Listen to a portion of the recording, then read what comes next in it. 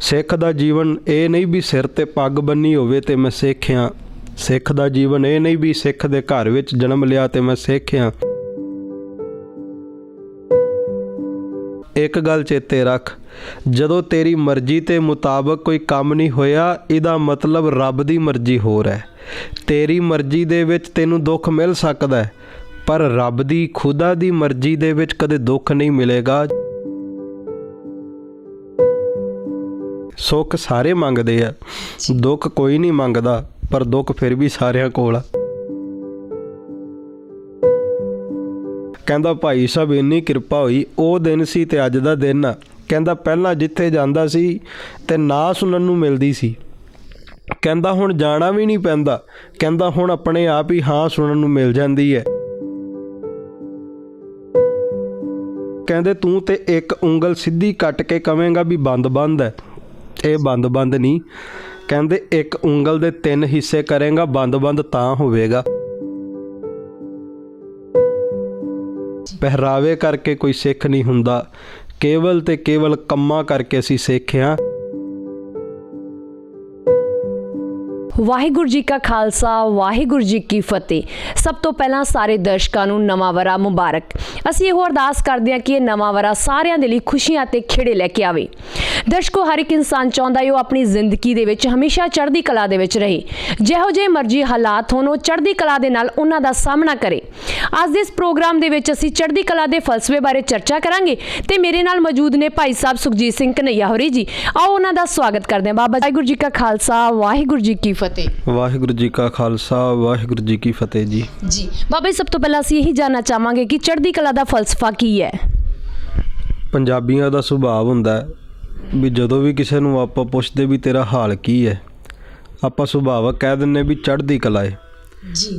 ਪਰ ਗੁਰਮਤਿ ਅਨੁਸਾਰ ਚੜ੍ਹਦੀ ਕਲਾ ਜਿਹੜਾ ਸ਼ਬਦ ਹੈ ਇਹ ਬੜਾ ਮਹੱਤਵਪੂਰਨ ਸਥਾਨ ਰੱਖਦਾ ਸਿੱਖੀ ਦੇ ਅੰਦਰ। ਸਿੱਖ ਦੀ ਚੜ੍ਹਦੀ ਕਲਾ ਇਤਨੀ ਵਿਸ਼ਾਲ ਤੇ ਇਤਨੀ ਗੌਰਵਮਈ ਚੜ੍ਹਦੀ ਕਲਾ ਹੈ ਕਿ ਸਿੱਖ ਦਾ ਬੰਦ ਵੀ ਕੱਟਿਆ ਜਾਂਦਾ ਹੈ ਤਾਂ ਵੀ ਚਿਹਰੇ 'ਤੇ ਸ਼ਿਕਨ ਨਹੀਂ ਆਉਂਦਾ। ਕਈ ਵਾਰ ਸਾਡੇ ਮਨ ਵਿੱਚ ਆਉਂਦਾ ਵੀ ਸੁੱਖ ਮਿਲ ਰਹੇ ਨੇ, ਮਾਇਆ ਮਿਲ ਰਹੀ ਹੈ, ਪਦਾਰਥ ਮਿਲ ਰਹੇ ਨੇ, ਸ਼ਾਇਦ ਇਹ ਚੜ੍ਹਦੀ ਕਲਾ ਦਾ ਪ੍ਰਤੀਕ ਹੈ। ਪਰ ਧੰਨ ਗੁਰੂ ਗੋਬਿੰਦ ਸਿੰਘ ਮਹਾਰਾਜ ਕਲਗੀਧਰ ਪਾਤਸ਼ਾਹ ਜੀ, ਉਹਨਾਂ ਦੇ 2 ਲਖਤੇ ਜ਼ਿਕਰ ਚਮਕੌਰ ਦੀ ਗੜੀ ਦੇ ਵਿੱਚ ਸ਼ਹੀਦ ਕਰ ਦਿੱਤੇ ਗਏ, 2 ਸਰਹੰਦ ਦੀਆਂ ਨੀਹਾਂ ਦੇ ਵਿੱਚ ਵੀ ਸ਼ਹੀਦ ਕਰ ਦਿੱਤੇ ਗਏ। ਤੇ ਮੁਗਲ ਹਕੂਮਤ ਨੇ ਸੋਚਿਆ ਵੀ ਹੁਣ ਗੁਰੂ ਗੋਬਿੰਦ ਸਿੰਘ ਡੋਲ ਗਏ ਹੋਣਗੇ, ਹੁਣ ਗੁਰੂ ਗੋਬਿੰਦ ਸਿੰਘ ਮਹਾਰਾਜ ਘਬਰਾ ਗਏ ਹੋਣਗੇ, ਚਾਰੇ ਪੁੱਤਰ ਖਤਮ ਹੋ ਗਏ। ਪਰ ਕਲਗੀਆਂ ਵਾਲੇ ਦੀ ਸੁਰਤ ਚੜ੍ਹਦੀ ਕਲਾ ਵਿੱਚ ਹੈ। ਪਾਤਸ਼ਾਹ ਕਹਿੰਦੇ ਚੇਹਾ ਸ਼ੁੱਧ ਕੇ ਚੂੰ ਬਚਗਾ ਕੁਛ ਤੇ ਚਾਰ, ਕਿ ਬਾਕੀ ਬੀਮਾ ਦਸਤ ਪੇਚੀ ਦੇ ਮਾਰ। ਔਰੰਗਿਆ 4 ਖਤਮ ਕਰਕੇ ਤੂੰ ਮੈਨੂੰ ਡੁਲਾ ਨਹੀਂ ਸਕਦਾ, ਕਿਉਂਕਿ ਜਿਹੜਾ ਖਾਲਸਾ ਏ ਇਹ ਚੜ੍ਹਦੀ ਕਲਾ ਵਿੱਚ ਰਹੇਗਾ ਤੇ ਤੇਰੇ ਰਾਜ ਨੂੰ ਮਲੀਆ ਮੇਟ ਕਰੇਗਾ। ਗੁਰੂ ਗੋਬਿੰਦ ਸਿੰਘ ਮਹਾਰਾਜ ਸੱਚੇ ਪਾਤਸ਼ਾਹ ਮਾਛੀਵਾੜੇ ਦੇ ਜੰਗਲਾਂ ਦੇ ਵਿੱਚ ਕੰਡਿਆਂ ਦੀ ਸੇਜ 'ਤੇ ਸੁੱਤੇ। ਸੱਚੇ ਪਾਤਸ਼ਾਹ ਦੇ ਚਰਨਾਂ ਦੇ ਵਿੱਚ ਜੋੜਾ ਨਹੀਂ, ਸੱਚੇ ਪਾਤਸ਼ਾਹ ਦੇ ਕੋਲ ਪ੍ਰਸ਼ਾਦੀ ਹਾਥੀ ਨਹੀਂ, ਸੱਚੇ ਪਾਤਸ਼ਾਹ ਦੇ ਕੋਲ ਘੋੜਾ ਨਹੀਂ, ਕਲਗੀਆਂ ਵਾਲੇ ਪਾਤਸ਼ਾਹ ਦੇ ਸੀਸ 'ਤੇ ਕਲਗੀ ਵੀ ਨਹੀਂ। ਪਰ ਉਸ ਵਕਤ ਵੀ ਗੁਰੂ ਗੋਬਿੰਦ ਸਿੰਘ ਚੜ੍ਹਦੀ ਕਲਾ ਵਿੱਚ ਕਹਿੰਦੇ ਨੇ ਅਮਾ ਬਖਸ਼ ਬਖਸ਼ਿੰਦ ਉਹ ਦਸਤਗੀਰ, ਰਜ਼ਾ ਬਖਸ਼ ਰਾਜ਼ਕ ਰਿਹਾਕੁਲ ਰਹੀਮ। ਕੀ ਹੋਇਆ ਜੇ ਅੱਜ ਮੇਰੇ ਸਿਰ ਦੇ ਉੱਤੇ ਆਨੰਦਾਂ ਦੀ ਪੁਰੀ ਦੇ ਮਹਿਲ ਦੀ ਛੱਤ ਨਹੀਂ, ਪਰ ਮੇਰੇ ਸਿਰ ਦੇ ਉੱਤੇ ਖੁਦਾ ਦੀ ਬਖਸ਼ੀ, ਖੁਦਾ ਦੀ ਰਹਿਮਤਾਂ ਦੀ ਛੱਤ ਹੈ? ਕੀ ਹੋਇਆ ਜੇ ਮੇਰੇ ਕੋਲ ਪ੍ਰਸ਼ਾਦੀ ਹਾਥੀ ਨਹੀਂ? ਕੀ ਹੋਇਆ ਜੇ ਮੇਰੇ ਕੋਲ ਅੱਜ ਫੌਜਾਂ ਨਹੀਂ, ਨਾ ਸਾਜ਼ੋ ਨਾ ਬਾਜ਼ੋ ਨਾ ਫੌਜੋ ਨਾ ਫਰਸ਼, ਖੁਦਾਬੰਦ ਬਖਸ਼ਿੰਦ ਉਹ ਐਸ਼ ਅਰਸ਼। ਔਰੰਗਿਆ ਕੀ ਹੋਇਆ ਜੇ ਅੱਜ ਘੋੜੇ ਨਹੀਂ, ਹਾਥੀ ਨਹੀਂ, ਫੌਜਾਂ ਨਹੀਂ, ਪਰ ਖੁਦਾ ਦਾ ਹੱਥ ਮੇਰੇ ਸਿਰ 'ਤੇ ਹੈ? ਅਸਲ ਦੇ ਵਿੱਚ ਜਿਹੜੀ ਚੜ੍ਹਦੀ ਕਲਾ ਹੈ ਨਾ, ਜਿਹੜਾ ਚੜ੍ਹਦੀ ਕਲਾ ਸ਼ਬਦ ਹੈ, ਇਹ ਚੜ੍ਹਦੀ ਕਲਾ ਬੰਦੇ ਦੀ ਹੁੰਦੀ ਤਾਂ ਹੈ ਜੇ ਹਿਰਦੇ ਵਿੱਚ ਰੱਬ ਦਾ ਨਾਮ ਹੋਵੇ, ਪਰਮਾਤਮਾ ਦਾ ਨਾਮ ਹੋਵੇ। ਗੁਰਬਾਣੀ ਕਹਿੰਦੀ ਹੈ ਪਰਮੇਸ਼ਰ ਤੇ ਭੁੱਲਿਆ ਵਿਆਪਣ ਸਭੇ ਰੋਗ। ਜਿਨ੍ਹਾਂ ਦੇ ਹਿਰਦੇ ਦੇ ਵਿੱਚ ਵਾਹਿਗੁਰੂ ਗੁਰਮੰਤਰ ਹੈ, ਮੂਲ ਮੰਤਰ ਹੈ, ਉਹਨਾਂ ਨੂੰ ਅੱਗ ਦੇ ਅੰਗਿਆਰਾਂ 'ਤੇ ਵੀ ਚੱਲਣਾ ਪੈ ਜਾਵੇ ਤੇ ਤਾਂ ਵੀ ਚਿਹਰੇ 'ਤੇ ਰੌਣਕ ਰਹਿੰਦੀ ਹੈ, ਚਿਹਰਾ ਮੁਰਝਾਉਂਦਾ ਨਹੀਂ। ਆਪਾਂ ਕਈ ਵਾਰ ਵੇਖਦੇ ਕਿਸੇ ਨੂੰ ਪੁੱਛੀਏ ਤੇਰਾ ਹਾਲ ਕੀ ਹੈ, ਸਵੇਰੇ ਕਵੇਗਾ ਚੜ੍ਹਦੀ ਕਲਾ ਹੈ, ਦਿਨੇ ਕੋਈ ਘਾਟਾ ਪੈ ਜਾਵੇ ਤੇ ਸ਼ਾਮ ਨੂੰ ਕਵੇਗਾ ਬੁਰਾ ਹੀ ਹਾਲ ਹੈ। ਪਰ ਇੱਕ ਪਾਸੇ ਭਾਈ ਮਤੀ ਦਾਸ ਹੈ। ਜ਼ਾਲਮਾਂ ਵੱਲੋਂ ਕਿਹਾ ਗਿਆ ਸੀਸ ਤੇ ਆਰਾ ਚਲਾਓ, ਸਰੀਰ ਦੇ 2 ਟੁਕੜੇ ਕਰ ਦਿਓ। ਕਿਸੇ ਨੂੰ ਸੂਈ ਚੁੱਭ ਜਾਵੇ ਨਾ ਤੇ ਚਿਹਰਾ ਮੁਰਝਾ ਜਾਂਦਾ, ਚਿਹਰੇ ਤੇ ਹੱਸੀ ਨਹੀਂ ਆਉਂਦੀ, ਚਿਹਰੇ ਤੇ ਖੇੜਾ ਨਹੀਂ ਆਉਂਦਾ। ਭਾਈ ਮਤੀ ਦਾਸ ਦੇ ਸਿਰ ਤੇ ਆਰਾ ਚਲਾਉਣ ਲੱਗੇ ਤੇ ਕਹਿੰਦੇ ਜਿਵੇਂ ਜਿਵੇਂ ਭਾਈ ਮਤੀ ਦਾਸ ਜੀ ਦੇ ਸਰੀਰ ਦੇ 2 ਹਿੱਸੇ ਹੁੰਦੇ ਆ, ਤਿਉਂ-ਤਿਉਂ ਭਾਈ ਮਤੀ ਦਾਸ ਦਾ ਚਿਹਰਾ ਹੋਰ ਲਾਲੀ ਵਿੱਚ ਆਉਂਦਾ ਹੈ। ਭਾਈ ਮਤੀ ਦਾਸ ਜੀ ਦਾ ਚਿਹਰਾ ਹੋਰ ਖੇੜੇ ਵਿੱਚ ਆਉਂਦਾ ਹੈ, ਕਿਉਂਕਿ ਅਸਲ ਵਿੱਚ ਉਹ ਚੜ੍ਹਦੀ ਕਲਾ ਉਹ ਨਾਮ ਦੇ ਵਿੱਚੋਂ, ਗੁਰੂ ਦੀ ਕਿਰਪਾ ਦੇ ਵਿੱਚੋਂ ਮਿਲੀ ਹੈ। ਸੋ ਜਿਹੜਾ ਚੜ੍ਹਦੀ ਕਲਾ ਦਾ ਸ਼ਬਦ ਹੈ, ਇਹ ਚੜ੍ਹਦੀ ਕਲਾ ਤਾਂ ਹੀ ਹੁੰਦੀ ਹੈ ਜੇ ਸੱਚਮੁੱਚ ਹਿਰਦੇ ਵਿੱਚ ਰੱਬ ਦਾ, ਖੁਦਾ ਦਾ, ਪਰਮਾਤਮਾ ਦਾ ਨਾਮ ਹੋਵੇ। ਜੀ ਵਾਕਈ ਜੇਕਰ ਆਪਾਂ ਦੇਖੀਏ ਤਾਂ ਅੱਜ ਕੱਲ੍ਹ ਮਾੜੀ ਜੀ ਕਿਸੇ ਨੂੰ ਕੋਈ ਪਰੇਸ਼ਾਨੀ ਹੁੰਦੀ ਹੈ ਤਾਂ ਉਹ ਢਹਿ ਹੋ ਜਾਂਦਾ, ਨਿਰਾਸ਼ ਹੋ ਜਾਂਦਾ ਆ। ਅੱਜ ਦੇ ਸਮੇਂ ਦੇ ਵਿੱਚ ਜੇਕਰ ਇਨਸਾਨ ਨੇ ਆਪਣੇ ਆਪ ਨੂੰ ਚੜ੍ਹਦੀ ਕਲਾ ਦੇ ਵਿੱਚ ਰੱਖਣਾ ਆ ਤਾਂ ਉਹਨੂੰ ਕੀ ਕਰਨਾ ਚਾਹੀਦਾ ਹੈ, ਹਾਲਾਤ ਚਾਹੇ ਜਿਹੋ ਜਿਹੇ ਮਰਜ਼ੀ ਹੋਣ? ਗੁਰੂ ਤੇਗ ਬਹਾਦਰ ਸੱਚੇ ਪਾਤਸ਼ਾਹ ਕਹਿੰਦੇ ਚਿੰਤਾ ਤਾਕੀ ਕੀਜੀਏ ਜੋ ਅਨਹੋਣੀ ਹੋਏ, ਇਹ ਮਾਰਗ ਸੰਸਾਰ ਕੋ ਨਾਨਕ ਥਿਰ ਨਹੀਂ ਕੋਏ। ਕਈ ਵਾਰ ਬੰਦੇ ਨੇ ਸੋਚਿਆ ਕੁਝ ਹੁੰਦਾ ਹੈ ਵੀ ਮੈਂ ਇਸ ਤਰ੍ਹਾਂ ਹੋਵੇਗਾ ਤੇ ਮੇਰਾ ਇਹ ਕੰਮ ਬਣ ਜਾਵੇਗਾ, ਪਰ ਉਹ ਬਣਦਾ ਨਹੀਂ। ਉਹ ਕੰਮ ਉਸ ਤਰ੍ਹਾਂ ਹੁੰਦਾ ਨਹੀਂ ਜੋ ਬੰਦੇ ਨੇ ਸੋਚਿਆ ਹੁੰਦਾ, ਕੰਮ ਹੋਰ ਤਰ੍ਹਾਂ ਹੋ ਜਾਂਦਾ। ਜਦੋਂ ਬੰਦੇ ਦੇ ਸੋਚ ਦੇ ਮੁਤਾਬਕ ਕੰਮ ਨਹੀਂ ਹੁੰਦਾ, ਉਦੋਂ ਚਿੰਤਾ ਬਣ ਜਾਂਦੀ ਹੈ, ਟੈਨਸ਼ਨ ਆ ਜਾਂਦੀ ਹੈ ਵੀ ਇਸ ਤਰ੍ਹਾਂ ਕਿਉਂ ਨਹੀਂ ਹੋਇਆ। ਤੇ ਗੁਰੂ ਤੇਗ ਬਹਾਦਰ ਸੱਚੇ ਪਾਤਸ਼ਾਹ ਕਹਿੰਦੇ ਬੰਦਿਆ ਇੱਕ ਗੱਲ ਚੇਤੇ ਰੱਖ, ਜਦੋਂ ਤੇਰੀ ਮਰਜ਼ੀ ਦੇ ਮੁਤਾਬਕ ਕੋਈ ਕੰਮ ਨਹੀਂ ਹੋਇਆ, ਇਹਦਾ ਮਤਲਬ ਰੱਬ ਦੀ ਮਰਜ਼ੀ ਹੋਰ ਹੈ। ਤੇਰੀ ਮਰਜ਼ੀ ਦੇ ਵਿੱਚ ਤੈਨੂੰ ਦੁੱਖ ਮਿਲ ਸਕਦਾ, ਪਰ ਰੱਬ ਦੀ, ਖੁਦਾ ਦੀ ਮਰਜ਼ੀ ਦੇ ਵਿੱਚ ਕਦੇ ਦੁੱਖ ਨਹੀਂ ਮਿਲੇਗਾ। ਚਿੰਤਾ ਤਾਕੀ ਕੀਜੀਏ ਜੋ ਅਨਹੋਣੀ ਹੋਏ। ਅਨਹੋਣੀ ਤੋਂ ਭਾਵੇਂ ਹੈ ਵੀ ਉਹ ਕੰਮ ਜਿਹੜਾ ਹੋਣਾ ਹੀ ਸੀ, ਜਿਹੜਾ ਟਲ ਨਹੀਂ ਸੀ ਸਕਦਾ। ਦੁਨੀਆ ਵਿੱਚ, ਜ਼ਿੰਦਗੀ ਵਿੱਚ ਆਪਣੇ ਸਭ ਨਾਲ ਇੱਦਾਂ ਬੜੀ ਵਾਰ ਹੁੰਦਾ ਹੈ, ਬੰਦੇ ਨੇ ਕੋਈ ਪਲਾਨ ਬਣਾਇਆ ਹੁੰਦਾ, ਕੋਈ ਪ੍ਰੋਗਰਾਮ ਬਣਾਇਆ ਹੁੰਦਾ, ਪਰ ਰੱਬ ਵੱਲੋਂ, ਖੁਦਾ ਵੱਲੋਂ ਉਹ ਕੰਮ ਨਹੀਂ ਬਣਦਾ। ਉਹ ਸਾਰਾ ਸ਼ਡਿਊਲ, ਉਹ ਸਾਰਾ ਪਲਾਨ ਵਿਗੜ ਜਾਂਦਾ ਹੈ। ਇੱਕ ਵਾਰ ਬੰਦਾ ਕਹਿੰਦਾ ਵੀ ਇਹ ਕਿਉਂ ਹੋ ਗਿਆ, ਰੱਬ ਨੇ ਮੇਰੀ ਸੁਣੀ ਨਹੀਂ, ਪਰ ਕੁਝ ਸਮੇਂ ਬਾਅਦ, ਕੁਝ ਅਰਸੇ ਬਾਅਦ ਜਦੋਂ ਵੇਖਦਾ ਵੀ ਇਹ ਚੰਗਾ ਹੋਇਆ, ਜੋ ਰੱਬ ਨੇ ਕੀਤਾ ਉਹ ਚੰਗਾ ਹੋਇਆ, ਉਦੋਂ ਫਿਰ ਸਮਝ ਆਉਂਦੀ ਹੈ ਵੀ ਜੋ ਮੈਂ ਕਰਨਾ ਚਾਹ ਰਿਹਾ ਸਾਂ ਉਹਦੇ ਵਿੱਚ ਦੁੱਖ ਸੀ, ਪਰ ਜੋ ਹੁਣ ਰੱਬ ਨੇ ਕੀਤਾ ਉਹਦੇ ਵਿੱਚ ਸੁੱਖ ਹੈ, ਉਹਦੇ ਵਿੱਚ ਕਿਰਪਾ ਹੈ, ਰਹਿਮਤ ਹੈ। ਜੀ ਇੱਕ ਸਵਾਲ ਮੈਂ ਹੋਰ ਤੁਹਾਡੇ ਤੋਂ ਪੁੱਛਣਾ ਚਾਹਾਂਗੀ। ਕ੍ਰੋਧ ਨੂੰ ਸਭ ਤੋਂ ਵੱਡਾ ਇਨਸਾਨ ਦਾ ਦੁਸ਼ਮਣ ਮੰਨਿਆ ਜਾਂਦਾ ਹੈ। ਅੱਜ ਦੇ ਸਮੇਂ ਦੇ ਵਿੱਚ ਦੇਖੀਏ ਤਾਂ ਜ਼ਿਆਦਾਤਰ ਮਸਲੇ ਜਿਹੜੇ ਆ ਕ੍ਰੋਧ ਤੋਂ ਹੀ ਉਤਪੰਨ ਹੁੰਦੇ ਹੈਗੇ ਆ। ਇਨਸਾਨ ਆਪਣੇ ਗੁੱਸੇ ਦੇ ਉੱਤੇ ਕਾਬੂ ਕਿਵੇਂ ਪਾ ਸਕਦਾ ਹੈਗਾ ਆ? ਦੁਨੀਆ ਦੇ ਵਿੱਚ ਜਦੋਂ ਬੰਦੇ ਦੀ ਸੋਚ ਮੁਤਾਬਕ ਕੰਮ ਨਹੀਂ ਹੁੰਦਾ, ਜਦੋਂ ਕੰਮ ਨਹੀਂ ਬਣਦਾ, ਉਦੋਂ ਫਿਰ ਕ੍ਰੋਧ ਹਾਵੀ ਹੋ ਜਾਂਦਾ ਹੈ। ਤੇ ਜਦੋਂ ਕ੍ਰੋਧ ਹਾਵੀ ਹੋ ਜਾਂਦਾ ਹੈ ਤੇ ਜਿਹੜਾ ਕ੍ਰੋਧ ਦਾ ਤੂਫਾਨ ਹੈ ਉਹ ਰਿਸ਼ਤਿਆਂ ਨੂੰ ਵੀ ਢਹਿ ਢੇਰੀ ਕਰ ਦਿੰਦਾ। ਕ੍ਰੋਧ ਦਾ ਤੂਫਾਨ ਘਰਾਂ ਨੂੰ ਤਬਾਹ ਕਰ ਦਿੰਦਾ ਹੈ। ਜਿਹੜੀ ਕ੍ਰੋਧ ਦਾ ਤੂਫਾਨ ਹੈ ਉਹ ਵੇਖਦਾ ਨਹੀਂ, ਸਾਹਮਣੇ ਮਾਂ ਹੈ, ਪਿਓ ਹੈ, ਭੈਣ ਹੈ, ਭਰਾ ਹੈ, ਦੋਸਤ ਨੇ, ਸੰਬੰਧੀ ਨੇ, ਕੌਣ ਨੇ। ਕ੍ਰੋਧ ਦੇ ਵਿੱਚ ਬੰਦਾ ਅੰਨਾ ਹੋ ਜਾਂਦਾ ਹੈ। ਇਸੇ ਕਰਕੇ ਗੁਰੂ ਗ੍ਰੰਥ ਸਾਹਿਬ ਮਹਾਰਾਜ ਸੱਚੇ ਪਾਤਸ਼ਾਹ ਦੀ ਬਾਣੀ ਨੇ ਬਾਰ-ਬਾਰ ਸਾਨੂੰ ਕ੍ਰੋਧ ਤੋਂ ਬਚਣ ਦੇ ਲਈ ਹਦਾਇਤ ਦਿੱਤੀ ਕਿ ਬੰਦਾ ਕ੍ਰੋਧ ਤੋਂ ਬਚੇ ਤੇ ਚਿੰਤਾ ਤੋਂ ਬਚੇ, ਕਿਉਂਕਿ ਜੇ ਕ੍ਰੋਧ ਹਾਵੀ ਹੋ ਗਿਆ ਤੇ ਬੰਦੇ ਦਾ ਜੀਵਨ ਭ੍ਰਸ਼ਟ ਹੋ ਜਾਂਦਾ, ਨਰਕ ਹੋ ਜਾਂਦਾ।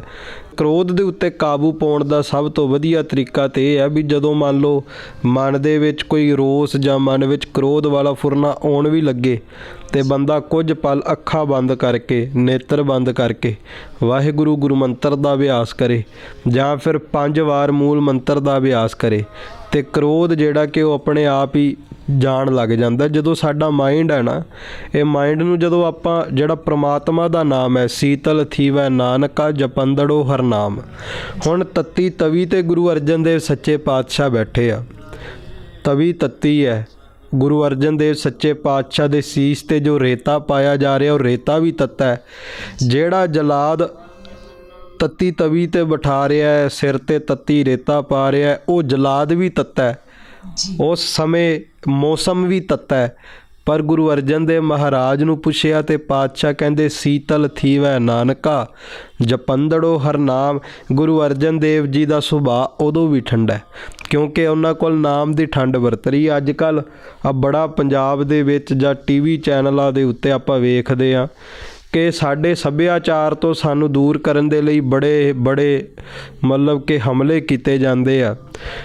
ਕਈ ਤਰ੍ਹਾਂ ਦੀ ਐਡਵਰਟਾਈਜ਼ਮੈਂਟਾਂ ਦਿੱਤੀਆਂ ਜਾਂਦੀਆਂ ਮੋਤੀਆਂ ਦੀਆਂ ਅੰਗੂਠੀਆਂ ਦੀਆਂ, ਵੀ ਇਹ ਅੰਗੂਠੀਆਂ ਹੱਥ 'ਚ ਪਾ ਲਓ ਅਤੇ ਬੰਦਾ ਸ਼ਾਂਤ ਹੋ ਜਾਂਦਾ, ਠੰਡਾ ਹੋ ਜਾਂਦਾ।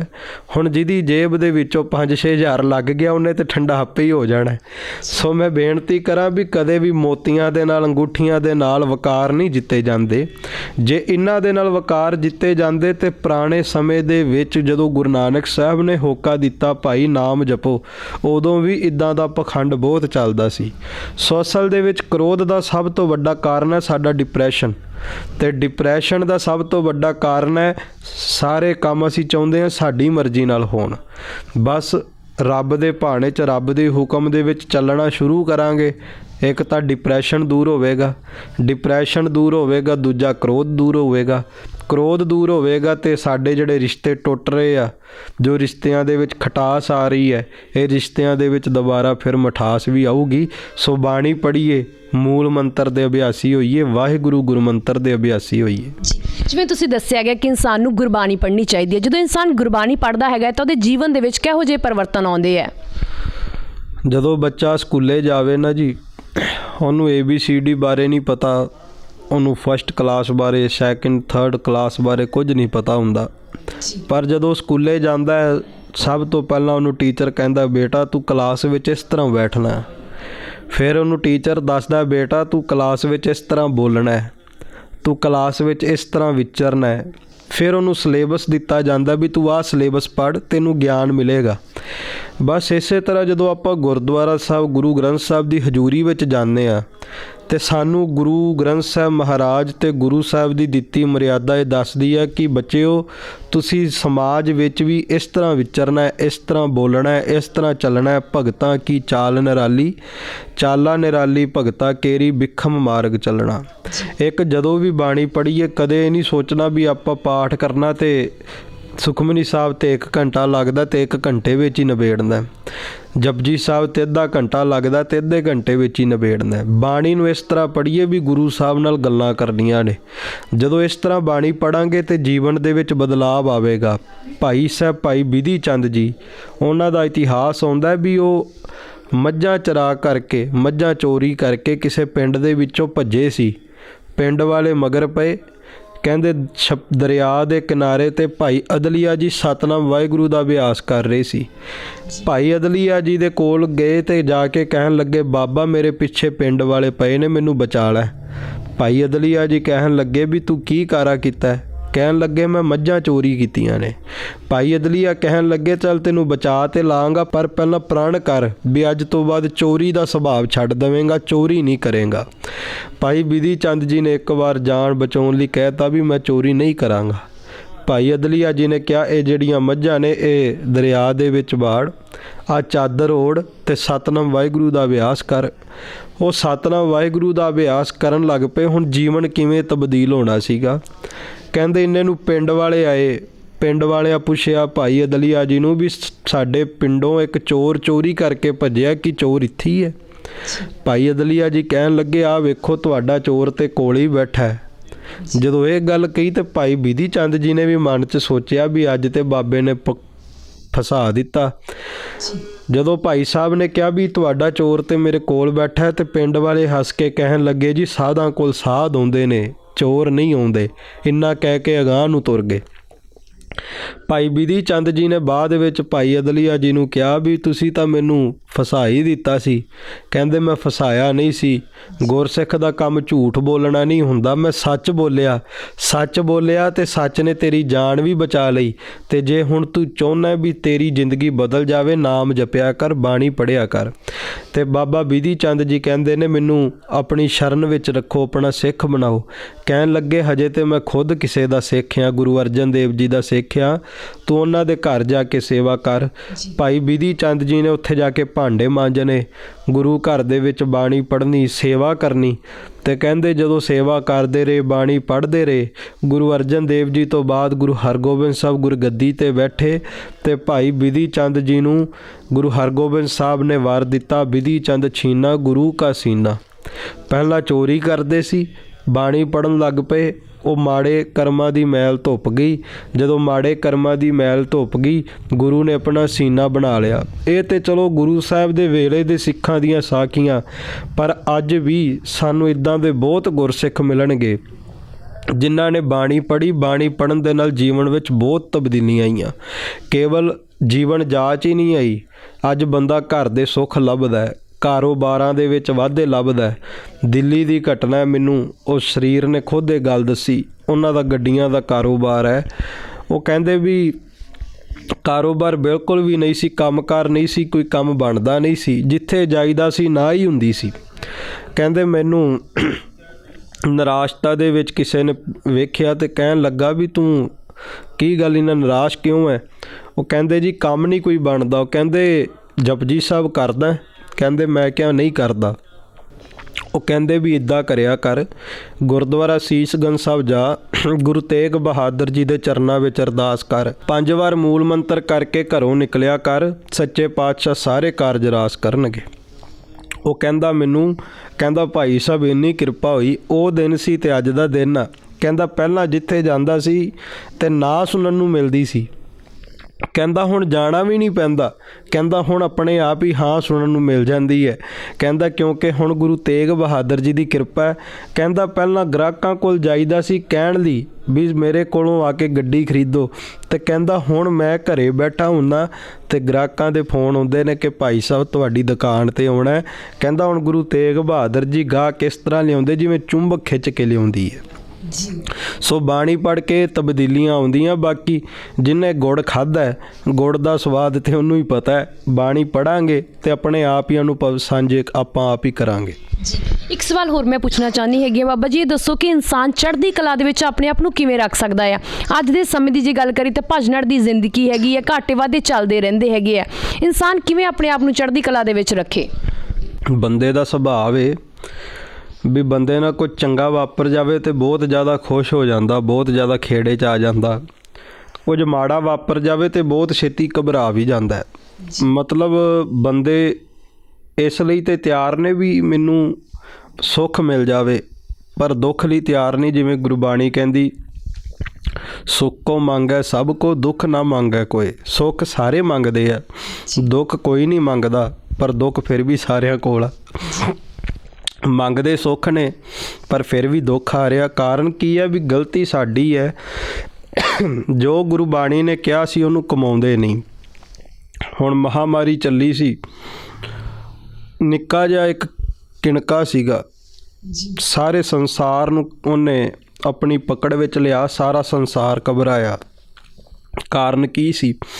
ਪਰਮੇਸ਼ਰ ਤੇ ਭੁੱਲਿਆ ਵਿਆਪਨ ਸਭੇ ਰੋਗ। ਜਦੋਂ ਬੰਦਾ ਸੋਚਦਾ ਨਾ ਵੀ ਆਹ ਬਿਮਾਰੀ ਮਾਰੇਗੀ, ਬੰਦਾ ਘਬਰਾਉਂਦਾ। ਪਰ ਜਦੋਂ ਬੰਦਾ ਕਹਿੰਦਾ ਵੀ ਮਾਰਨਾ ਰੱਬ ਨੇ ਹੈ, ਫਿਰ ਸਾਹਮਣੇ ਭਾਵੇਂ ਮੌਤ ਵੀ ਖੜ ਜਾਵੇ, ਬੰਦਾ ਘਬਰਾਉਂਦਾ ਨਹੀਂ। ਹੁਣ ਬਾਬਾ ਦੀਪ ਸਿੰਘ ਨੇ ਸੀਸ ਧੜ ਤੋਂ ਜੁਦਾ ਹੈ, ਸਾਹਮਣੇ ਮੌਤ ਹੈ, ਪਰ ਪਤਾ ਵੀ ਇਹ ਨਹੀਂ ਮਾਰ ਸਕਦੀ। ਮਾਰਨਾ ਤੇ ਗੁਰੂ ਗੋਬਿੰਦ ਸਿੰਘ ਨੇ ਹੈ। ਸੀਸ ਤਲੀ ਤੇ ਧਰ ਕੇ 3-4 ਮੀਲ ਲੜਦੇ ਗਏ ਆ। ਉਹ ਚੜ੍ਹਦੀ ਕਲਾ ਹੀ ਸੀ ਨਾ ਜੀ। ਸਾਹਮਣੇ ਮੌਤ ਹੋਵੇ ਫਿਰ ਵੀ ਬੰਦਾ ਮੌਤ ਦੀਆਂ ਅੱਖਾਂ ਵਿੱਚ ਅੱਖਾਂ ਪਾ ਕੇ ਕਵੇ ਵੀ ਇਹ ਸੀਸ ਹਰਿਮੰਦਰ ਸਾਹਿਬ ਭੇਟਾ ਦੇਵਾਂਗਾ। ਦੂਸਰਾ ਭਾਈ ਸਾਹਿਬ ਭਾਈ ਮਤੀ ਦਾਸ ਜੀ ਦਾ ਵੀ ਆਪਾਂ ਨੇ ਬਚਨ ਸਾਂਝਾ ਕੀਤਾ, ਭਾਈ ਸਤੀ ਦਾਸ ਜੀ, ਭਾਈ ਦਿਆਲ ਦਾਸ ਜੀ, ਔਰ ਉਸ ਤੋਂ ਬਾਅਦ ਵੇਖੋ ਭਾਈ ਤਾਰੂ ਸਿੰਘ ਜੀ। ਮੈਂ ਨਿੱਕੀ ਜੀ ਝਲਕ ਉਹਨਾਂ ਦੇ ਜੀਵਨ ਦੀ ਵੀ ਦੇਵਾਂਗਾ ਵੀ ਚੜ੍ਹਦੀ ਕਲਾ ਸਿੰਘਾਂ ਨੇ ਦੱਸੀ ਵੀ ਚੜ੍ਹਦੀ ਕਲਾ ਕੀ ਹੈ।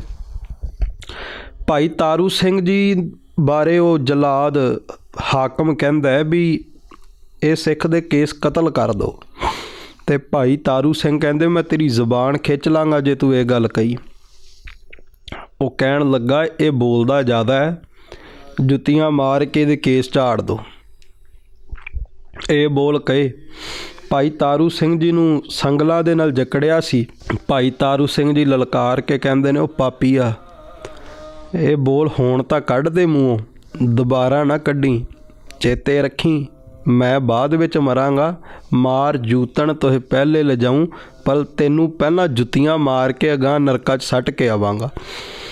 ਜਦੋਂ ਇਹ ਗੱਲ ਕਹੀ ਤੇ ਉਹਨੇ ਫਤਵਾ ਜਾਰੀ ਕੀਤਾ ਵੀ ਭਾਈ ਤਾਰੂ ਸਿੰਘ ਦਾ ਖੋਪੜ ਲਾ ਦਿਓ। ਭਾਈ ਤਾਰੂ ਸਿੰਘ ਜੀ ਦਾ ਖੋਪੜ ਲਾ ਤਾ, ਪਰ ਚੜ੍ਹਦੀ ਕਲਾ ਕੀ ਹੈ, ਉਦੋਂ ਵੀ ਅੱਖਾਂ 'ਚੋਂ ਹੰਝੂ ਨਹੀਂ, ਅੱਖਾਂ ਵਿੱਚ ਜਲਾਲੀ ਮਸ਼ਹਿਰੇ ਤਾਂ ਦਾੜੇ 'ਤੇ ਹੱਥ ਫੇਰਿਆ।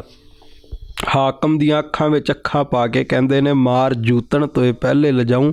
21 ਦਿਨ ਬਿਨਾਂ ਖੋਪੜ ਤੋਂ ਜਿਉਂਦੇ ਰਹੇ। 21ਵੇਂ ਦਿਨ ਵੇਖਿਆ ਵੀ ਜਿਹੜਾ ਉਹ ਹਾਕਮ ਸੀ ਉਹਦਾ ਪਿਸ਼ਾਬ ਰੁਕ ਗਿਆ।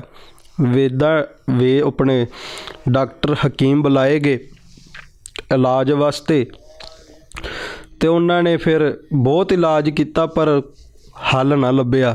ਤੇ ਫਿਰ ਕਹਿੰਦੇ ਭਾਈ ਤਾਰੂ ਸਿੰਘ ਜੀ ਦੀ ਜੁੱਤੀਆਂ ਉਹਦੇ ਸਿਰ 'ਤੇ ਮਾਰੀਆਂ। ਜਿਵੇਂ ਜਿਵੇਂ ਜੁੱਤੀ ਮਾਰਦੇ ਉਹਨੂੰ ਆਰਾਮ ਮਿਲਦਾ ਸੀ, ਤੇ ਭਾਈ ਤਾਰੂ ਸਿੰਘ ਦੀ ਜੁੱਤੀ ਮਾਰੀ ਗਏ ਨੂੰ ਆਰਾਮ ਮਿਲੀ ਗਿਆ ਤੇ ਅੰਤੋਂ ਮਰ ਗਿਆ। ਭਾਵ ਕਿ ਭਾਈ ਤਾਰੂ ਸਿੰਘ ਜੀ ਨੇ ਬਚਨ ਕੀਤਾ, ਮਾਰ ਜੂਤਣ ਤੋਂ ਪਹਿਲੇ ਲਿਜਾਊਂ, ਤੇ ਉਹ ਲੈ ਕੇ ਵੀ ਗਏ। ਇਹ ਸੀ ਚੜ੍ਹਦੀ ਕਲਾ ਵੀ ਮੌਤ ਸਾਹਮਣੇ ਸੀ, ਖੋਪੜ ਲੈ ਗਿਆ ਪਰ ਫਿਰ ਵੀ ਡੋਲੇ ਨਹੀਂ। ਭਾਈ ਸਾਹਿਬ ਭਾਈ ਮਨੀ ਸਿੰਘ ਜੀ, ਉਹਨਾਂ ਦਾ ਬੰਦ ਕੱਟਿਆ ਜਾਣ ਦਾ ਫਤਵਾ ਦਿੱਤਾ ਵੀ ਤੇਰਾ ਬੰਦ ਕੱਟਿਆ ਜਾਊਗਾ ਤੇ ਤੈਨੂੰ ਡਰ ਨਹੀਂ ਲੱਗਦਾ। ਤੇ ਭਾਈ ਮਨੀ ਸਿੰਘ ਜੀ ਕਹਿੰਦੇ, ਤੁਮ ਬੰਦ ਕੋ ਜਾਨਤ ਨਾਹੀ, ਹਮ ਬੰਦ ਦੀਓ ਨਿਜ ਬਤਾਹੀ। ਕਹਿੰਦੇ ਜਲਾਦਾ, ਤੈਨੂੰ ਨਹੀਂ ਪਤਾ ਬੰਦ ਕੀ ਹੁੰਦਾ, ਤੈਨੂੰ ਮੈਂ ਦੱਸਾਂਗਾ ਵੀ ਬੰਦ ਕੀ ਹੁੰਦਾ। ਕਹਿੰਦੇ ਤੂੰ ਤੇ ਇੱਕ ਉਂਗਲ ਸਿੱਧੀ ਕੱਟ ਕੇ ਕਵੇਂਗਾ ਵੀ ਬੰਦ ਹੈ, ਇਹ ਬੰਦ ਨਹੀਂ। ਕਹਿੰਦੇ ਇੱਕ ਉਂਗਲ ਦੇ 3 ਹਿੱਸੇ ਕਰੇਗਾ, ਬੰਦ ਤਾਂ ਹੋਵੇਗਾ। ਤੇ ਉਹ ਕਹਿੰਦੇ ਤੈਨੂੰ ਡਰ ਨਹੀਂ ਲੱਗਦਾ? ਕਹਿੰਦੇ ਮੈਨੂੰ ਡਰ ਕਿਉਂ ਲੱਗਣਾ, ਸੂਲ ਸੁਰਾਹੀ ਖੰਜਰ ਪਿਆਲਾ ਜਿਸਨੇ ਆਖ ਸੁਣਾਇਆ ਹੈ, ਬਿੰਗ ਕਸਾਈਆਂ ਦਾ ਸਹਿਣਾ ਜਿਸਨੇ ਸਬਕ ਪੜ੍ਹਾਇਆ ਹੈ, ਉਸ ਮਰਦ ਅਗੰਮੜੇ ਦਾਹਾਂ ਚੇਲਾ ਸਾਬਤ ਕਰ ਵਖਲਾਵਾਂਗੇ। ਸੁਣ ਕਾਤਲ ਅੱਜ ਰਲ ਮਿਲ ਦੋਵੇਂ ਅਜਬ ਤਮਾਸ਼ਾ ਲਾਵਾਂਗੇ। ਤੂੰ ਆਖੇ 2 ਟੁੱਕੜ ਦਾ ਨੌਕਰ ਮਾਲਕ ਦਾ ਹੁਕਮ ਮਨਾਉਂਦਾ ਹਾਂ, ਮੈਂ ਜੀਵਨ ਮੰਗਤ ਜਿਸ ਦਾ ਤਿਸ ਨੂੰ ਪਿਆਰ ਜਾਂਦਾ ਹਾਂ। ਤੇਰੀ ਤਲਬ ਰੁਪਈਆਂ ਵਾਲੀ ਆਪਾਂ ਜੀਵਨ ਪਦਵੀ ਪਾਵਾਂਗੇ। ਸੁਣ ਕਾਤਲ ਅੱਜ ਰਲ ਮਿਲ ਦੋਵੇਂ ਅਜਬ ਤਮਾਸ਼ਾ ਲਾਵਾਂਗੇ। ਕਹਿੰਦੇ ਮੇਰਾ ਬੰਦ ਕੱਟ ਕੇ ਤੇ ਤੈਨੂੰ 2 ਰੁਪਈਏ ਮਿਲਣੇ ਆ, ਪਰ ਮੇਰਾ ਬੰਦ ਜਦੋਂ ਕੱਟਿਆ ਜਾਣਾ ਮੈਨੂੰ ਮੌਤ ਨਹੀਂ ਮਿਲਣੀ, ਮੈਨੂੰ ਕਲਗੀਆਂ ਵਾਲੇ ਦੀ ਗੋਦ ਮਿਲਣੀ ਆ। ਇਹ ਚੜ੍ਹਦੀ ਕਲਾ ਸੀ। ਅੱਜ ਪੰਜਾਬ ਦੇ ਵਿੱਚ ਸਭ ਤੋਂ ਵੱਧ ਨੌਜਵਾਨ ਬੱਚੇ ਡਿਪਰੈਸ਼ਨ ਦਾ ਸ਼ਿਕਾਰ ਨੇ। ਸਾਡਾ ਪੰਜਾਬ ਦਾ ਯੂਥ ਸਭ ਤੋਂ ਵੱਧ ਪੱਛਮ ਦੇਸ਼ਾਂ ਵੱਲ ਭੱਜ ਰਿਹਾ। ਕਿਉਂਕਿ ਕਿਤੇ ਨਾ ਕਿਤੇ ਸੱਚ ਹੈ ਵੀ ਜੋ ਬਾਬਾ ਜ਼ੋਰਾਵਰ ਸਿੰਘ, ਬਾਬਾ ਫਤਿਹ ਸਿੰਘ, ਧੰਨ ਭਾਈ ਤਾਰੂ ਸਿੰਘ, ਧੰਨ ਭਾਈ ਮਨੀ ਸਿੰਘ ਜੀ ਜੋ ਸਿੱਖਿਆਵਾਂ ਦੇ ਗਏ, ਉਹਨਾਂ ਤੋਂ ਆਪਾਂ ਦੂਰ ਹੋ ਰਹੇ ਹਾਂ। ਮੈਂ ਇੱਕ ਬੇਨਤੀ ਕਰਾਂਗਾ ਵੀ ਸਾਲ ਕੋਈ ਨਵਾਂ ਨਹੀਂ ਹੁੰਦਾ, ਤਰੀਕਾਂ ਕੋਈ ਨਵੀਆਂ ਨਹੀਂ ਹੁੰਦੀਆਂ, ਦਿਨ ਨਵੇਂ ਨਹੀਂ ਹੁੰਦੇ। ਉਹੀ ਧਰਤੀ ਰਹੇਗੀ, ਉਹੀ ਆਲੇ ਦੁਆਲੇ ਦੇ ਲੋਕ ਰਹਿਣਗੇ, ਉਹੀ ਸਾਡੇ ਰੋਜ਼ ਦੇ ਕੰਮਕਾਰ ਰਹਿਣਗੇ, ਉਹੀ ਆਕਾਸ਼ ਹੈ, ਉਹੀ ਸੂਰਜ ਹੈ, ਉਹੀ ਚੰਦਰਮਾ ਹੈ। ਜੇ ਕੁਝ ਨਵਾਂ ਕਰਨਾ ਹੈ ਤੇ ਆਪਣੇ ਜੀਵਨ ਦੇ ਪੁਰਾਣੇ ਕਰਮ ਛੱਡ ਕੇ ਨਵਿਆਂ ਨੂੰ ਅਪਣਾਈਏ। ਨਵੇਂ ਕਰਮ ਇਹ ਵੀ ਜਿਹੜੇ ਰੋਮਾਂ ਦੀ, ਕੇਸਾਂ ਦੀ ਬੇਅਦਬੀ ਕਰਦੇ ਨੇ, ਕੇਸ ਕਤਲ ਕਰਦੇ ਨੇ। ਇੱਕ ਮੈਂ ਬੇਨਤੀ ਕਰਾਂਗਾ ਵੀ ਜਦੋਂ ਦਾੜੇ ਦੇ ਜਾਂ ਸਿਰ ਦੇ ਕੇਸ ਪੁੱਟਦੇ ਆ, ਇੱਕ ਕੇਸ ਪੁੱਟਦੇ ਆ, ਇਹ ਨਾ ਸੋਚੋ ਵੀ ਕੇਵਲ ਇੱਕ ਕੇਸ ਪੱਟਿਆ। ਉਦੋਂ ਆਪਾਂ ਬਾਬਾ ਅਜੀਤ ਸਿੰਘ ਦੀ ਸ਼ਹੀਦੀ ਵੀ ਪੁੱਟਦੇ ਹਾਂ, ਬਾਬਾ ਜੁਝਾਰ ਸਿੰਘ ਦੀ ਕੁਰਬਾਨੀ ਪੁੱਟਦੇ ਹਾਂ, ਬਾਬਾ ਜ਼ੋਰਾਵਰ ਸਿੰਘ, ਬਾਬਾ ਫਤਿਹ ਸਿੰਘ ਦੀ ਕੁਰਬਾਨੀ ਪੁੱਟਦੇ ਹਾਂ। ਜੇ ਚੜ੍ਹਦੀ ਕਲਾ ਵਿੱਚ ਰਹਿਣਾ, ਚੜ੍ਹਦੀ ਕਲਾ ਤਾਂ ਹੀ ਹੋਏਗੀ ਜੇ ਆਪਣੇ ਪੂਰਵਜਾਂ ਦੇ ਵਿਰਾਸਤਾਂ 'ਤੇ ਮਾਣ ਕਰਾਂਗੇ ਵੀ ਸਾਡੇ ਪੂਰਵਜ ਤੇ ਮੌਤ ਦੇ ਸਾਹਮਣੇ, ਮੌਤ ਦੀਆਂ ਅੱਖਾਂ ਵਿੱਚ ਅੱਖਾਂ ਪਾ ਕੇ ਵੀ ਕਹਿੰਦੇ ਆ ਵੀ ਅਸੀਂ ਕਲਗੀਆਂ ਵਾਲੇ ਦੇ ਪੁੱਤਰ ਹਾਂ। ਅਤੇ ਅਸੀਂ ਨਿੱਕੀਆਂ ਮੋਟੀਆਂ ਬਿਮਾਰੀਆਂ ਤੋਂ ਜੇ ਘਬਰਾ ਗਏ ਫਿਰ ਝਾਤ ਪਾਉਣੀ ਚਾਹੀਦੀ ਹੈ ਵੀ ਕਲਗੀਆਂ ਵਾਲੇ ਦੇ ਪੁੱਤਰ ਹਾਂ ਕਿ ਨਹੀਂ। ਸੋ ਮੇਰੀ ਬੇਨਤੀ ਇਸ ਚੈਨਲ ਦੇ ਮਾਧਿਅਮ ਰਾਹੀਂ ਕਿ ਨਵਾਂ ਸਾਲ ਨਹੀਂ, ਇਸ ਦਿਨ ਦੇ ਮੌਕੇ ਆਪਾਂ ਇਹ ਜੀਵਨ ਦੇ ਵਿੱਚ ਪ੍ਰਣ ਕਰੀਏ ਵੀ ਆਪਾਂ ਜੀਵਨ ਵਿੱਚ ਤਬਦੀਲੀਆਂ ਲਿਆਵਾਂਗੇ। ਜਿਨ੍ਹਾਂ ਨੇ ਕੇਸਾਂ ਦੀ ਬੇਅਦਬੀ ਹਜੇ ਤੱਕ ਕੀਤੀ ਹੈ, ਪ੍ਰਣ ਕਰੋ ਸਿਰ ਤੋਂ ਲੈ ਕੇ ਪੈਰ ਦੇ ਅੰਗੂਠੇ ਤੱਕ ਰੋਮਾਂ ਦੀ ਬੇਅਦਬੀ ਨਹੀਂ ਕਰਾਂਗੇ। ਅਤੇ ਜਿਹੜੇ ਕੇਸਾਂ ਦੀ ਸੰਭਾਲ ਕਰਦੇ ਨੇ, ਖੰਡੇ ਦੀ ਪਹੁਲ ਨਹੀਂ ਲਈ, ਉਹ ਖੰਡੇ ਦੀ ਪਹੁਲ ਲੈਣ, ਅਤੇ ਜਿਨ੍ਹਾਂ ਨੇ ਖੰਡੇ ਦੀ ਪਹੁਲ ਲਈ ਉਹ ਨਿਤਨੇਮੀ ਹੋਣ, ਅਤੇ ਜਿਹੜੇ ਨਿਤਨੇਮੀ ਨੇ ਉਹ ਗੁਰੂ ਗ੍ਰੰਥ ਸਾਹਿਬ ਦਾ ਸਹਿਜ ਪਾਠ ਕਰਨ, ਅਤੇ ਜਿਹੜੇ ਗੁਰੂ ਗ੍ਰੰਥ ਸਾਹਿਬ ਦਾ ਸਹਿਜ ਪਾਠ ਕਰਦੇ ਨੇ ਉਹ ਹੋਰ ਬਾਣੀ ਪੜ੍ਹਨ, ਹੋਰ ਸਹਿਜ ਪਾਠ ਕਰਨ ਤੇ ਆਲੇ ਦੁਆਲੇ ਦੇ ਲੋਕਾਂ ਨੂੰ ਗੁਰਬਾਣੀ ਦੀ ਸਿੱਖਿਆ ਦੇ ਕੇ ਗੁਰੂ ਨਾਲ ਜੋੜਨ। ਜਿਹੜਾ ਸਿੱਖ ਦਾ ਜੀਵਨ ਹੈ ਨਾ, ਸਿੱਖ ਦਾ ਜੀਵਨ ਇਹ ਨਹੀਂ ਵੀ ਸਿਰ ਤੇ ਪੱਗ ਬੰਨੀ ਹੋਵੇ ਤੇ ਮੈਂ ਸਿੱਖ ਹਾਂ। ਸਿੱਖ ਦਾ ਜੀਵਨ ਇਹ ਨਹੀਂ ਵੀ ਸਿੱਖ ਦੇ ਘਰ ਵਿੱਚ ਜਨਮ ਲਿਆ ਤੇ ਮੈਂ ਸਿੱਖ ਹਾਂ। ਸਿੱਖ ਕਿਸੇ ਗਲੀ 'ਚੋਂ ਵੀ ਲੰਘਦਾ ਹੋਵੇ, ਬੋਲੇ ਕੁਝ ਨਾ, ਉਹ ਗਲੀ ਦੇ ਲੋਕ ਵੇਖਣ ਵੀ ਸਿੱਖ ਲੰਘ ਰਿਹਾ, ਉਹ ਸਿੱਖ ਲੰਘਦੇ ਹੋਏ ਨੂੰ ਵੇਖ ਕੇ ਗੁਰੂ ਗੋਬਿੰਦ ਸਿੰਘ ਚੇਤੇ ਆ ਜਾਵੇ, ਅਸਲ ਵਿੱਚ ਉਹ ਸਿੱਖ ਹੈ। ਸਿੱਖ ਲੰਘਦਾ ਹੋਵੇ, ਉਹ ਸਿੱਖ ਨੂੰ ਵੇਖ ਕੇ ਧੰਨ ਬਾਬਾ ਜ਼ੋਰਾਵਰ ਸਿੰਘ, ਧੰਨ ਬਾਬਾ ਫਤਿਹ ਸਿੰਘ ਜੀ ਚੇਤੇ ਆ ਜਾਣ, ਉਹ ਸਿੱਖ ਹੈ। ਪਹਿਰਾਵੇ ਕਰਕੇ ਕੋਈ ਸਿੱਖ ਨਹੀਂ ਹੁੰਦਾ, ਕੇਵਲ ਤੇ ਕੇਵਲ ਕੰਮਾਂ ਕਰਕੇ ਅਸੀਂ ਸਿੱਖ ਹਾਂ। ਸੋ ਬੇਨਤੀ ਹੈ, ਜੇ ਚੜ੍ਹਦੀ ਕਲਾ ਵਿੱਚ ਰਹਿਣਾ ਚਾਹੁੰਦੇ ਹਾਂ, ਫਿਰ ਵਾਹਿਗੁਰੂ ਗੁਰੂ ਮੰਤਰ ਨੂੰ, ਮੂਲ ਮੰਤਰ ਨੂੰ ਤੇ ਜਪਜੀ ਸਾਹਿਬ ਦੇ ਪਾਠ ਨੂੰ ਹਿਰਦੇ ਵਿੱਚ ਵਸਾਈਏ। ਜਿੰਨੀ ਵੱਧ ਬਾਣੀ ਪੜ੍ਹਾਂਗੇ, ਜਿੰਨਾ ਵੱਧ ਸਿਮਰਨ ਕਰਾਂਗੇ, ਜਿੰਨੀ ਬਾਰ-ਬਾਰ ਵਾਹਿਗੁਰੂ ਵਾਹਿਗੁਰੂ ਜਪਾਂਗੇ, ਜਿੰਨੀ ਵਾਰ ਵਾਹਿਗੁਰੂ ਵਾਹਿਗੁਰੂ ਕਹੋਗੇ, ਤੁਹਾਡੇ ਸਰੀਰ ਦਾ ਕੱਲਾ ਕੱਲਾ ਰੋਮ ਕਵੇਗਾ ਵੀ ਹਾਂ, ਹੁਣ ਸੱਚਮੁੱਚ ਸਾਡੀ ਚੜ੍ਹਦੀ ਕਲਾ ਹੈ। ਜੀ ਬਾਬਾ ਜੀ, ਤੁਸੀਂ ਆਪਣੇ ਕੀਮਤੀ ਵਿਚਾਰ ਦਿੱਤੇ ਤੇ ਸਮਾਂ ਦਿੱਤਾ, ਤੁਹਾਡਾ ਬਹੁਤ ਬਹੁਤ ਧੰਨਵਾਦ ਜੀ। ਧੰਨਵਾਦ ਆਪ ਜੀ ਦਾ, ਜਿਹੜਾ ਕਿ ਇਸ ਕਲਯੁਗ ਦੇ ਵਿੱਚ ਇਸ ਸੋਸ਼ਲ ਮੀਡੀਆ ਦਾ ਸਹੀ ਪ੍ਰਯੋਗ ਕਰਕੇ ਘਰ ਘਰ ਦੇ ਵਿੱਚ ਗੁਰੂ ਨਾਨਕ ਸਾਹਿਬ ਦੇ ਸਿਧਾਂਤ ਨੂੰ ਪਹੁੰਚਾ ਰਹੇ। ਮਹਾਰਾਜ ਕਿਰਪਾ ਕਰਨਾ ਆਪ ਜੀ ਦੇ ਸਿਰ ਤੇ, ਚੈਨਲ ਦੀ ਸਮੁੱਚੀ ਟੀਮ ਦੇ ਸਿਰ ਤੇ ਮਿਹਰ ਭਰਿਆ ਹੱਥ ਰੱਖ ਕੇ ਬਾਣੀ ਬਾਣੇ ਦੇ ਪ੍ਰਚਾਰ ਦੀ ਸੇਵਾ ਲੈਂਦੇ ਰਹੇ। ਜੀ ਦਰਸ਼ਕੋ, ਵਾਕਈ ਭਾਈ ਸਾਹਿਬ ਹੋਰਾਂ ਨੇ ਵਡਮੁੱਲੇ ਵਿਚਾਰ ਦਿੱਤੇ ਆ। ਜੇਕਰ ਅਸੀਂ ਆਪਣੀ ਜ਼ਿੰਦਗੀ ਦੇ ਵਿੱਚ ਬਾਣੀ ਦਾ ਸਹਾਰਾ ਲਵਾਂਗੇ ਤਾਂ ਅਸੀਂ ਜ਼ਿੰਦਗੀ ਦੇ ਵਿੱਚ ਬਹੁਤ ਕੁਝ ਹਾਸਲ ਕਰ ਲਵਾਂਗੇ। ਇਹਨਾਂ ਨੇ ਬਿਲਕੁਲ ਸਹੀ ਗੱਲ ਕਹੀ ਹੈਗੀ ਹੈ ਕਿ ਨਵਾਂ ਸਾਲ ਇਹ ਨਹੀਂ ਹੁੰਦਾ ਕਿ ਅਸੀਂ ਦਿਨ ਬਦਲ ਗਏ, ਤਰੀਕ ਬਦਲ ਗਈ। ਨਵਾਂ ਸਾਲ ਉਹ ਹੈ ਜਦੋਂ ਅਸੀਂ ਕੁਝ ਨਵਾਂ ਕਰਦੇ ਹਾਂ। ਉਮੀਦ ਕਰਦੇ ਹਾਂ ਕਿ ਇਸ ਨਵੇਂ ਵਰ੍ਹੇ ਮੌਕੇ ਤੁਸੀਂ ਵੀ ਆਪਣੀ ਜ਼ਿੰਦਗੀ ਦੇ ਵਿੱਚ ਕੁਝ ਨਵਾਂ ਕਰੋ, ਕੁਝ ਚੰਗੇ ਕੰਮ ਕਰੋ। ਹੁਣ ਮੈਨੂੰ ਦਮਨਪ੍ਰੀਤ ਨੂੰ ਦਿਓ ਆਗਿਆ। ਧੰਨਵਾਦ।